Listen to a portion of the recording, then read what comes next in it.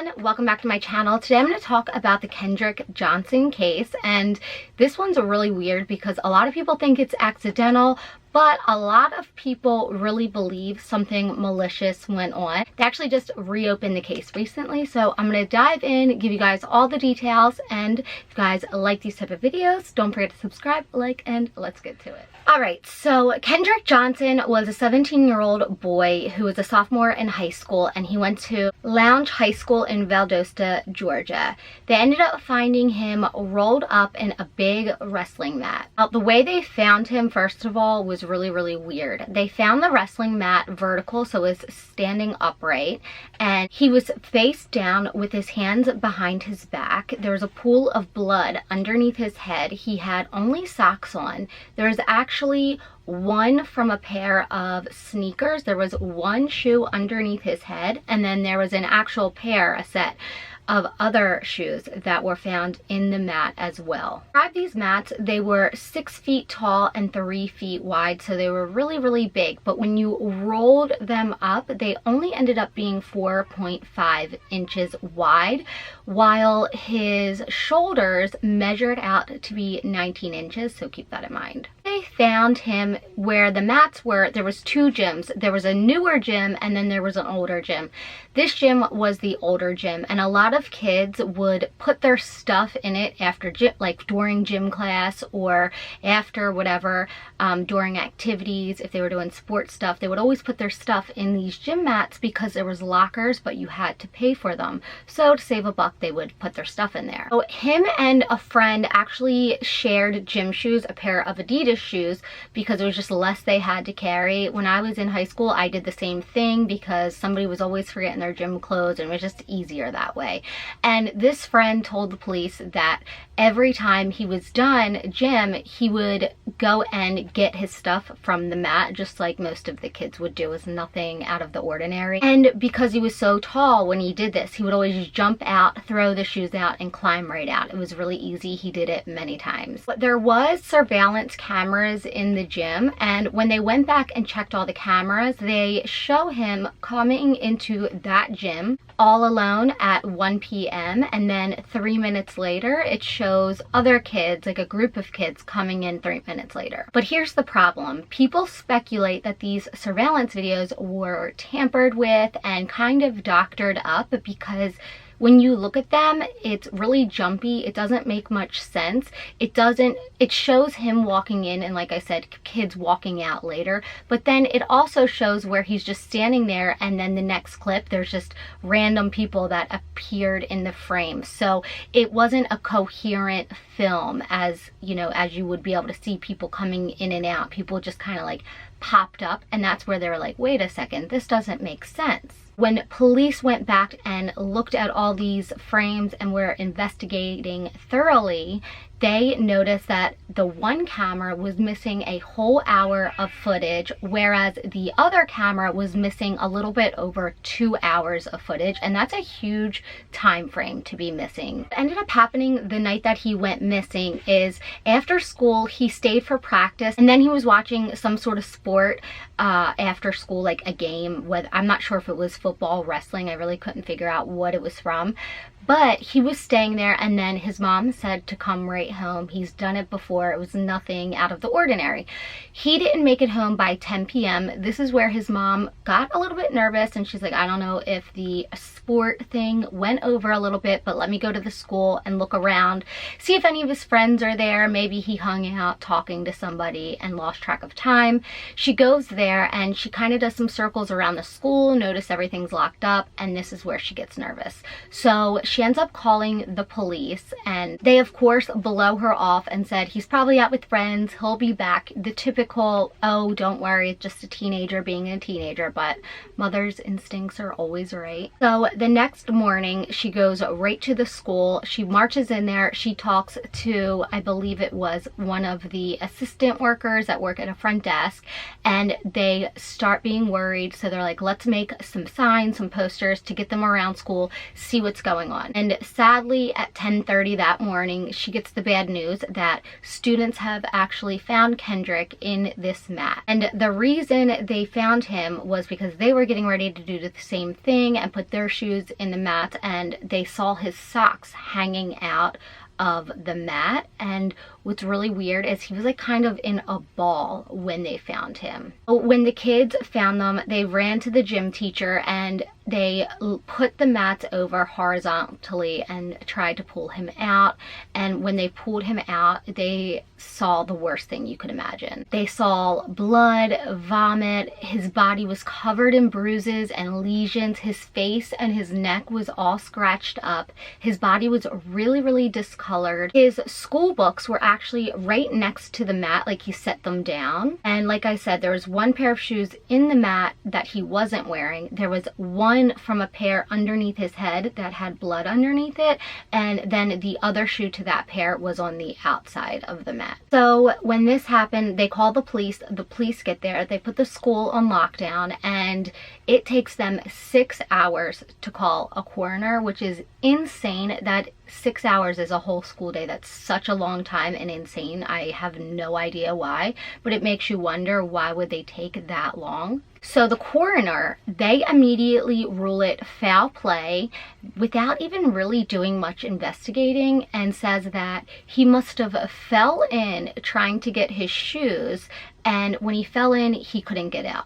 And so he passed away from suffocation. Also, the coroner also said too that the reason that there was the blood underneath his head is because when he fell in, he might have bumped his head and all the blood rushed to his head, and that's why he was discolored or possibly had bruises. His family's not stupid and wasn't buying it at all. So they decided to hire their own investigator, because their first thing was, hold on a second, when this mat rolls up and it's 4 inches and his shoulders are 19 inches, there's no way you can just fall in and slip on in. It doesn't make sense. It's pretty much impossible because the area is physically smaller than him. And not to mention, if this really happened and this played out, he would have had to have been screaming, because obviously you wouldn't die right away, and somebody must have heard him.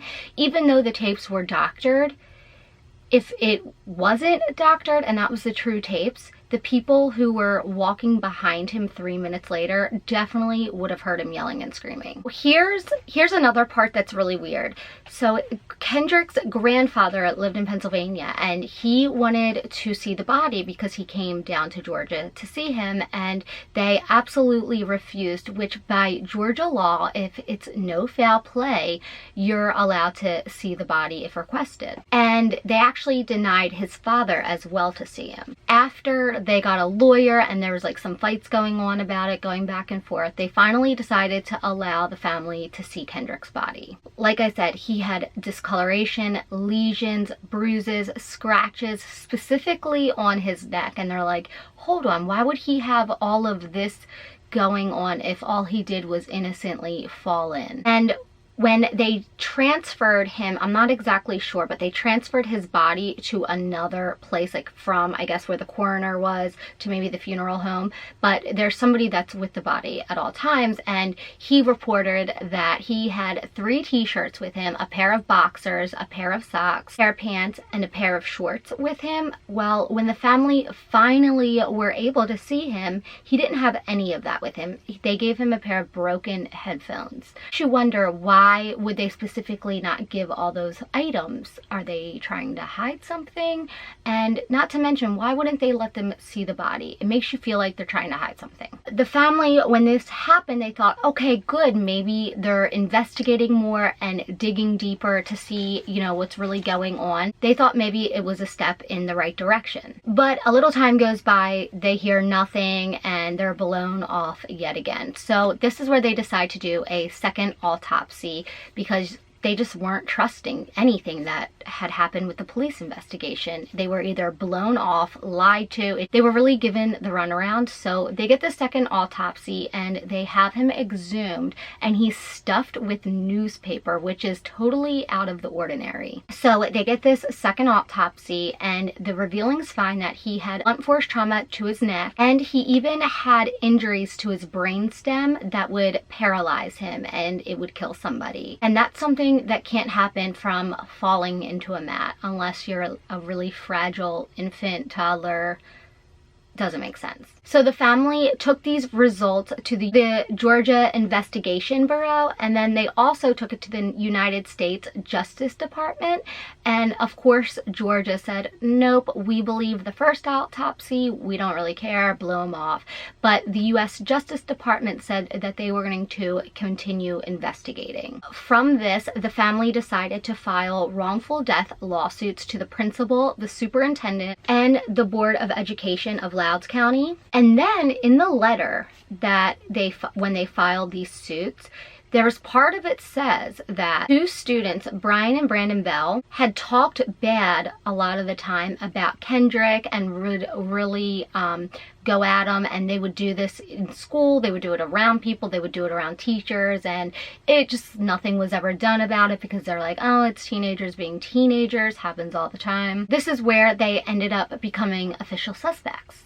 And what's kind of weird, it makes you wonder if stuff was hidden very easily, because their dad, Rick Bell, worked for the FBI. So when they became suspects, they ended up seizing the mom, the dad, and the two brothers, all their phones, all their computers, and they ended up finding out that 2 years ago, Brandon and Kendrick actually got into a physical fight at school. Supposedly, Kendrick had gotten with Brandon's girlfriend, which is like, you know, the end of the world in high school. And what's even more strange is when the police interviewed everybody who was in and around the gym and all that, everybody instantly gave up as much information as they could to get this case solved, to help.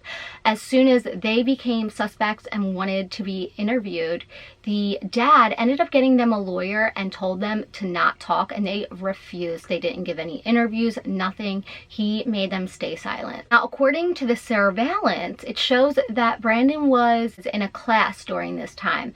But if the tapes are doctored, was he really in a class? And then for Brian, he was apparently going away on a wrestling trip on a bus with the wrestling camp or whatever, and there was no way he could have been there. So officially, they're not suspects right now, but they're like still being looked at. Honestly, there really wasn't much of an update for that. But as of March 19th, 2021, investigator Ashley Polk decided to reopen the case and re-examine all of the evidence from before. This is what's really, really weird. The police say they have an audio recording of somebody admitting to killing Kendrick. And the way they got this audio recording is because somebody had contacted Jackie, which is Kendrick's mom, and told her that this would be a really, really valuable asset to have, and it could change the outcome of this case. But they made her buy it, like purchase it. So of course she immediately buys it and takes it right to the police. And as of right now, the police have it and they haven't decided to release it yet. I don't know if they will, but they're investigating it to make sure it's not a hoax, because if it is, that's like really cruel. What they're working on verifying that right now. But that's pretty much all for this case. I think it's pretty clear that this wasn't an accident. I want to hear what you guys think. Do you think it was an accident, or do you think somebody did this to him? Pretty obvious, but I hope you guys like this video, and I'll see you soon.